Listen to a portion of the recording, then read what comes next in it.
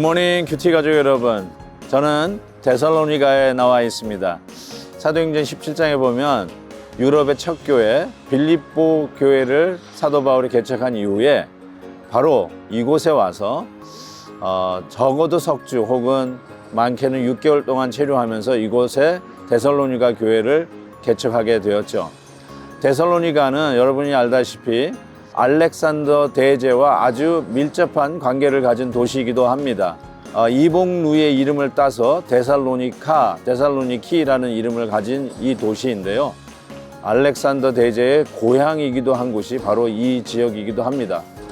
그런데 여러분, 알렉산더 대제를 가르친 스승이 바로 여러분 화면에 있는 아리스토텔레스입니다. 아리스토텔레스가 그에게 가르치기를 문화와 그리고 정신적인 것으로 이 세상을 정복할 것을 가르쳤는데, 바로 이 알렉산더 대제는 이 마게도냐에서부터 시작해서 온 세계를 그와 같이 점령을 했죠. 그런데 참 여러분 주목할 만한 것은 정확하게 반대 코스로 사도 바울은 이곳에 예수 그리스도의 복음을 증거하며 교회를 개척하게 된 것이죠. 우리도 이와 같이 복음으로 이 땅을 점령하고 예수 그리스도의 복음을 땅끝까지 전하는 믿음의 사람들 되기를 바라면서 오늘 마침 묵상을 시작하기를 원합니다. 오늘 말씀은 요한복음 16장 16절에서 24절입니다. 다 같이 찬송가 85장 9절을 생각만 해도 1절을 부르시겠습니다. 구주를 생각만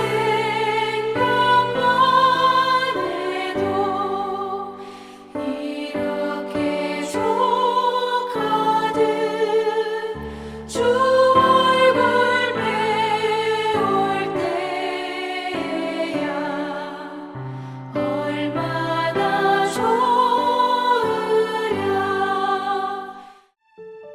조금 있으면 너희가 나를 보지 못하겠고 또 조금 있으면 나를 보리라 하시니, 제자 중에서 서로 말하되 우리에게 말씀하신 바 조금 있으면 나를 보지 못하겠고 또 조금 있으면 나를 보리라 하시며, 또 내가 아버지께로 감이라 하신 것이 무슨 말씀이냐 하고, 또 말하되 조금 있으면이라 하신 말씀이 무슨 말씀이냐, 무엇을 말씀하시는지 알지 못하노라 하거늘, 예수께서 그 묻고자 함을 하시고 이르시되 내 말이 조금 있으면 나를 보지 못하겠고 또 조금 있으면 나를 보리라 하므로 서로 문의하느냐.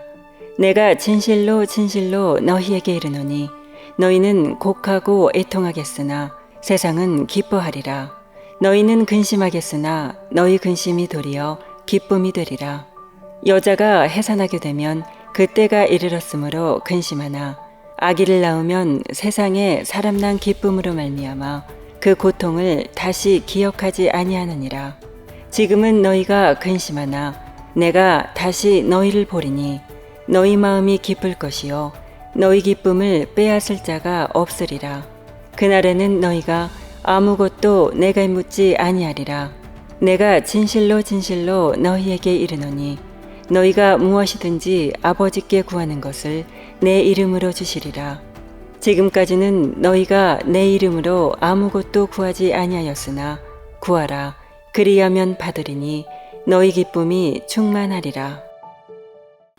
예수님께서 제자들이 잘 이해하지 못하는 말씀으로 오늘 본문은 시작합니다.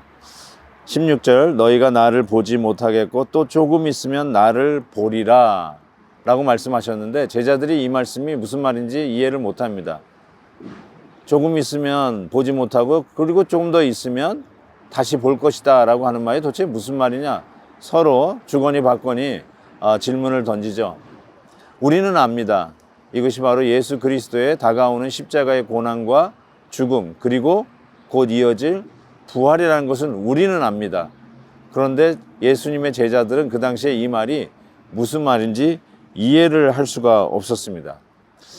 그렇죠. 지금 예수님과 더불어 뭔가 좀 큰 것을 노리고 자국의 독립을 위시를 해서 좌청룡 우백호 하면서 예수님 때문에 자리 하나 얻어볼까 했던 그 제자들에게는 도무지 예수님께서 잠시 사라졌다가 다시 오신다는 이 말씀을 이해할 수가 없었죠.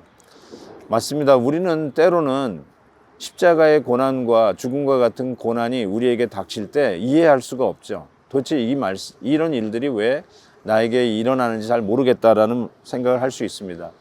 이미 우리가 묵상을 했지만 요한복음 12장 24절에 보면 한 알의 밀이 땅에 떨어져 죽지 아니하면 그대로 있고 죽으면 많은 열매를 맺느니라 하지 않았습니까? 이 한 알의 밀알이 죽는 과정을 통해서 하나님께서 우리의 삶 속에 부활이라고 하는 상상을 초월하는 열매를 기대하고 계신다는 것을 우리는 알 수가 있습니다. 그래서 우리가 아무리 어렵고 힘든 고난 가운데 있지만 부활이 있음을 기다리면서 우리가 이 고난의 시간을 견디어 나가자라고 하는 말씀을 오늘 주님은 하고 있는 것 같습니다. 사랑하는 성도 여러분, 여러분의 삶 속에 어떤 어려움이 있습니까? 혹시 한 알의 밀알이 땅에 떨어져 썩어져 열매를 맺는 그 과정 속에 있는 것은 아닙니까?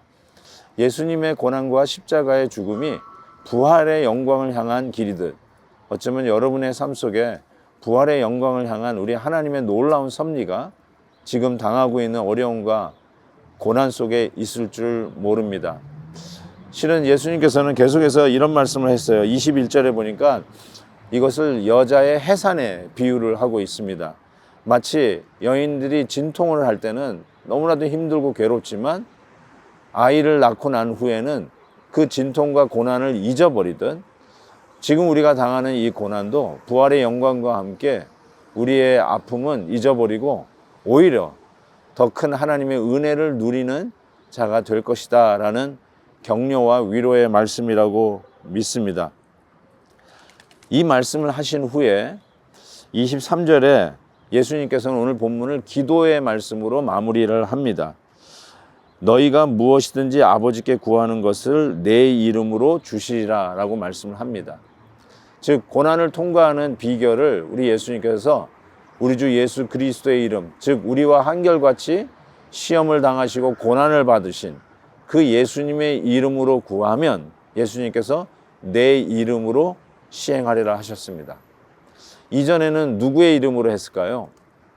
아직도 많은 믿는다고 하는 성도들이 예수님이 아니라 다른 성자, 위대한 사람의 이름으로 하나님 앞에 나아가려고 하는 시도도 있지만 예수님께서는 우리와 한결같이 시험을 받으시고 고난당하시고 죽으시고 부활하셨기에 이제는 우리가 예수님의 이름으로 무엇이든지 구할 수 있고 예수님은 그 구하는 기도를 당신의 이름으로 시행하리라 하셨습니다.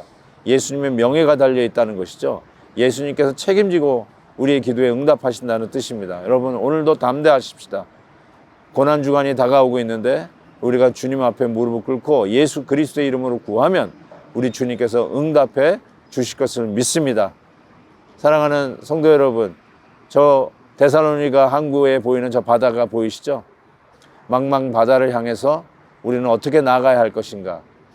아리스토텔레스는 저 바다를 향해 나가야 이 세계를 점령한다라고 얘기했는데 사도 바울은 복음의 선을 타고 바다를 나가서 땅끝까지 복음 증거하는 자가 되었죠. 사랑하는 성도 여러분, 우리도 그렇게 하십시다. 우리도 얼바인에서 미주 전역 땅끝까지 복음을 전하는 교회로 일어나십시다. 예수님의 이름으로 구하면 들어주실 것을 믿습니다. 하나님 아버지 감사합니다. 오늘도 말씀을 통해서 이 데살로니가에서 은혜를 주시니 진심으로 감사합니다. 어렵고 힘든 가정 속에 데살로니 교회가 개척되어진 것을 우리는 기억합니다. 하나님, 주님의 생명의 교회가 일어나는 것을 기억하며 우리의 고난을 감내하고 이겨내며 우리 주 예수 그리스도의 이름으로 기도하며 나아가는 우리 모두가 되게 하여 주옵소서. 예수님의 이름으로 기도하옵나이다. 아멘. 내일 또 뵙겠습니다.